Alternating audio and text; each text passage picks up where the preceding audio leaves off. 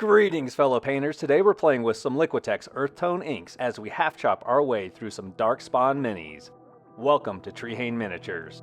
Step 1 is to head to our local hardware store and pick up some Moonlight Blue satin spray paint that will act as our primer and our shadow color for this mini. Unlike traditional flat black primers, I find that this color is great to leave revealed as a shadow color and is perfect for the Moonlight Glow base color that we want on the dark side of the miniature.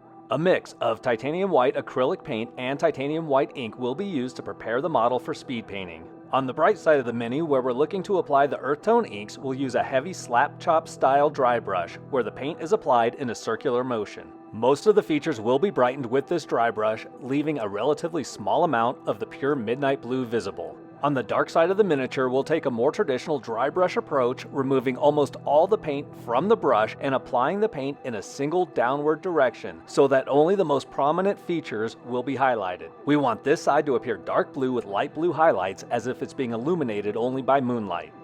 We will then use the same titanium white mixture to intensify the highlights on a few key areas of the model. Beowulf Blue Speed Paint by Army Painter will be applied as a wash over the entire left side to really sell that moonlight glow effect.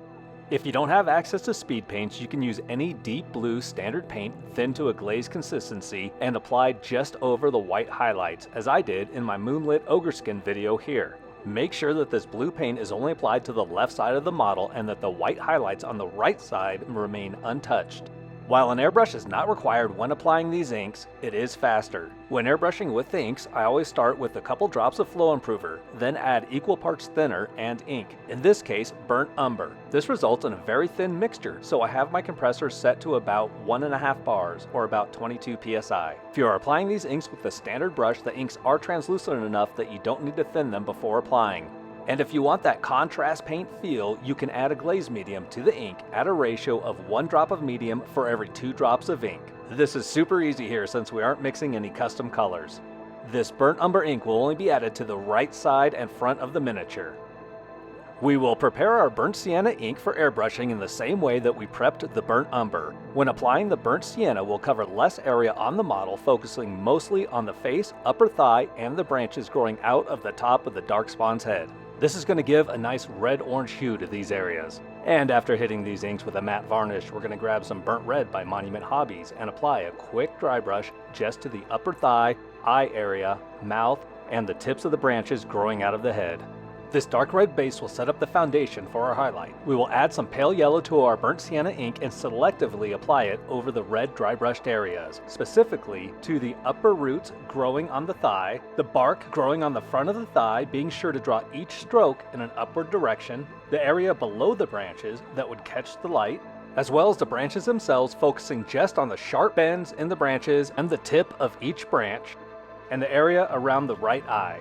To finish off the highlights, we're going to use Pure Pale Yellow by Monument Hobbies and dot in some final bright points. We're going to hit the area of each feature that we feel would catch the most light, except for on those roots on the upper thigh, where we're going to focus on hitting where the roots intersect each other. We're also going to apply a pale yellow base coat to those knee tongues.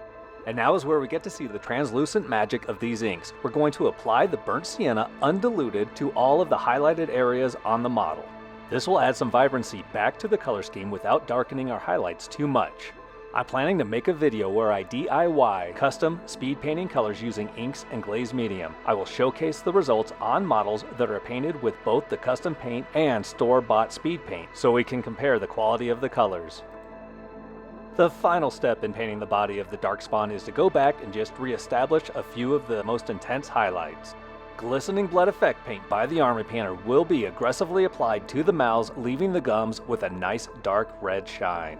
And while that dries, we will apply some Wizard's Orb to the base of those mouth tongues. It will be thinned with water so that we can blend it into the pale yellow base coat. And then we go back to the mouth with some Army Painter Desert Yellow to color the teeth, before using a mix of Wizard Orb and Burnt Sienna to dirty up the tongues and smooth the transition between the green and yellow paint. And with that, I'd like to thank you so much for watching this video tutorial on painting Darkspawn. Please check out this video here, or continue painting miniatures for Cthulhu Death May Die with this playlist.